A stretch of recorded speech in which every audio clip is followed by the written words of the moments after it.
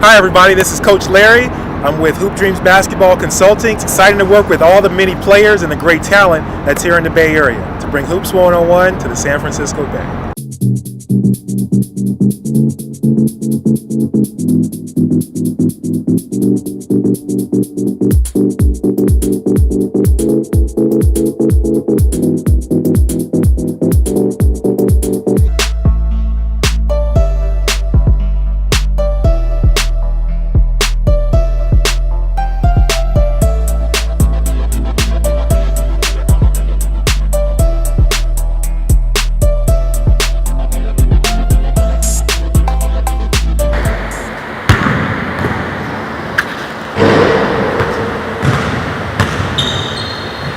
There are a variety of different ways of how to shoot the basketball, and there are a bunch of different ways to teach how to shoot the basketball. Today I'm going to share with you my method of how to shoot. So I start off with the golden rule of shooting the basketball. And my golden rule are three different concepts. The first concept is that your shot has to be comfortable. You have to be comfortable with how you hold the ball, your shooting motion, and how you move when you're on the court. The second piece is that your shot has to be consistent. So in other words, your shooting motion has to be the exact same every single time. And then the third piece is that your shot has to work. In other words, the ball has to go in.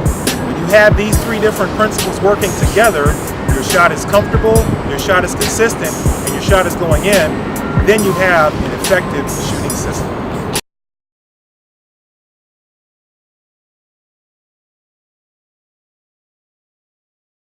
All right, so now we're going to break down actually how to shoot the basketball.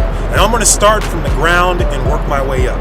The first thing that's very important when it comes to shooting is where your feet are, the positioning of your feet. It's called your shooting base. Now with your feet, you don't want your feet to be too far apart, and you don't want your feet to be too close together.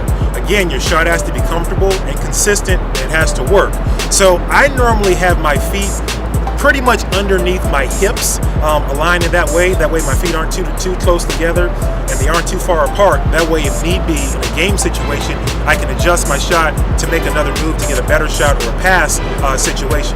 So again, my feet are underneath my hips, that way I have good balance. The second piece when it comes to my shooting base is with my stance. Now both of your feet should be pointing towards your target, which is the basket, but what I do is I actually have my shooting foot slightly forward. I'm a right-handed shooter, so in this case my right foot is slightly in front of my left foot, and then I also turn my feet at roughly 5 degrees or so, a little askew from the basket. So if the basket is straight on, instead of having my feet straight this way, I'm actually going to tilt my feet a little bit this way, and this actually allows for my shooting hand to be directly on line. Having your legs in your shot creates distance on your shot as well as the arc, the high arcing factor on your shot. So that's again your shooting base, having your feet in a balanced position, approximately hip width apart. Your shooting foot is slightly in front of your other foot, and then you want to tilt your feet at a slight degree, which helps the rest of your body as well as your shooting hand and your elbow to be on line with the basket.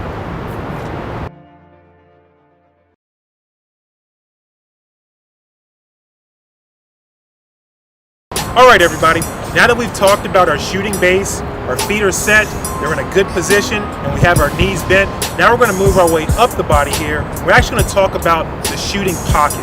Now, there's different ways to describe how you start your shot, but actually, I'm going to talk about with the ball itself. You actually want to start with the ball low. It's going to be roughly around your mid-thigh area, or perhaps your neck near your knee, that general area there, or perhaps your hip. Again, it has to be comfortable and consistent, and it has to work for you. But you want to start your shot in this level, the down position first. When the ball is down while your knees are bent, this is the beginning of having a smooth arcing shot. So again, feet are set, knees are bent, the ball is in the down position, which is the start of your shot. I call it the shooting pocket because it's actually next to your hip pocket. That's the shooting pocket.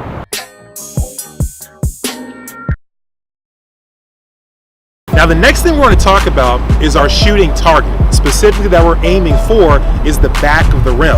But at the same time you have the front of the rim that's actually in the way. I'm pretending like I'm reaching over the front of the rim, kind of like I'm reaching up into a cookie jar that's placed on a high shelf. So I'm reaching up, standing on the tip of my tippy toes, and I'm trying to reach over the cookie jar to try to hit my target. And how I hit the target, I have this analogy, I call it scratching the back. So I want to pretend like I'm barely scratching the back of the rim with my fingertips. So putting that illustration all together, I'm reaching over the front of the cookie jar so that I can scratch the back of the rim. That ensures that when your body is moving, your knees are bent, and you're bringing your shot all the way up, the follow-through piece of the target part, you think about reaching over the front of the cookie jar so you can scratch the back of the rim. That helps to get the ball over the front of the rim so that it can drop right into the basket.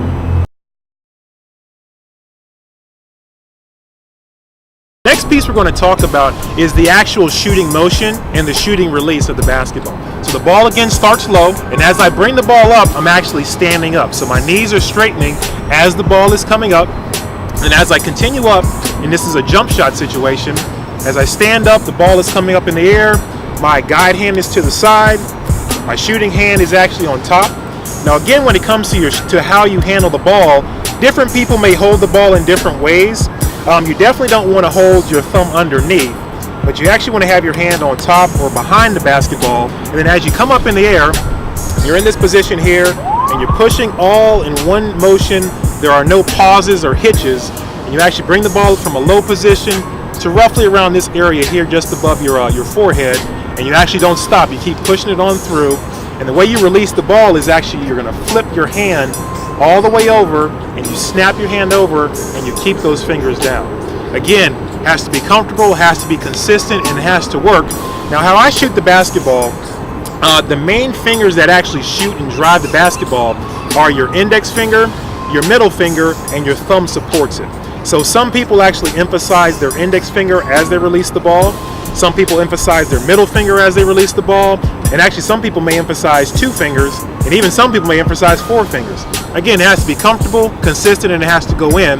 I actually emphasize my first 2 fingers with a little bit more of an emphasis on my index finger, and that way the ball comes off nice and quick and nice and straight, all in one motion to finish the shot, and then I hold my release until the ball reaches the target.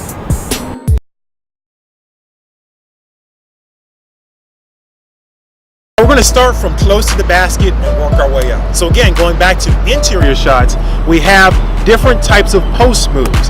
Typically post moves happen with the bigger guys or bigger players on the basketball court. So your power forward and your center positions typically do your post moves, but guards and perimeter players can do post moves as well. And again, there are a variety of different post moves that you can do when you're close to the basket. The other types of interior scoring options are layups. You can either do a layup off of 1 foot, and this is usually in a fast break situation where you have an open lane to the basket, or you can actually shoot a layup off of 2 feet. So you're penetrating then to get closer to the basket. You come to a jump stop or a hop, which means you take off but you land on 2 feet at the same time, and that enables you to power up to be able to shoot the basket. And for interior shots, post shots, as well as layups, it's very important to use the backboard as much as you can given the situation.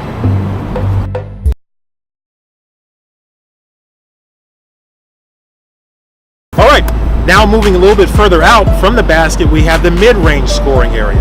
In the mid-range scoring area, you typically will see players do jump shots as well as set shots. And the key to getting off a good set shot, number one, you have to read the defense.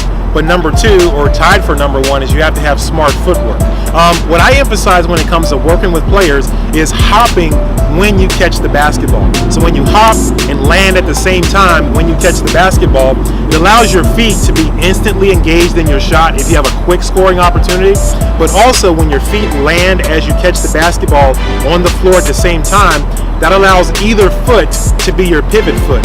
That gives you more options on either direction or either way you want to go based on what the defense is doing. The other piece when it comes to scoring in the mid-range area, if you have to make a dribble type of move, I always emphasize for players to step and dribble at the same time. Because when you step and dribble at the same time, so the ball hits the ground as your foot hits the ground, that allows you to have 2 extra steps, which would be 1 into another step, or it allows you to go into another jump stop, into another hop step after that. So you step and dribble at the same time, you land on 2 feet, but you actually can take one extra step after that. That's maximizing your footwork. The other piece when it comes to shooting the basketball, I personally tend to lean towards hopping and then shooting, but there's another way to shoot the basketball too. It's called a 1-2 step, and that's when you catch, and as you're catching the ball, you do a staggered landing. So I'm a right-handed shooter, so in this case, my left foot would hit the ground first, followed by my right. So it's a 1-2 step, and then it goes into my shot. There are different situations and different angles for which shot works better for you. Again, it goes back to being comfortable and consistent and your shot falling in, or it has to work to use a 1-2 or a hop type of shot. Right, the last scoring area is the perimeter scoring area, which is essentially 3-point shots. The 3-point shooting opportunities is essentially the same types of movement as the mid-range area, but since you're further away from the basket, you have to engage your legs a little bit more in order to get the distance on the ball in order to hit your target.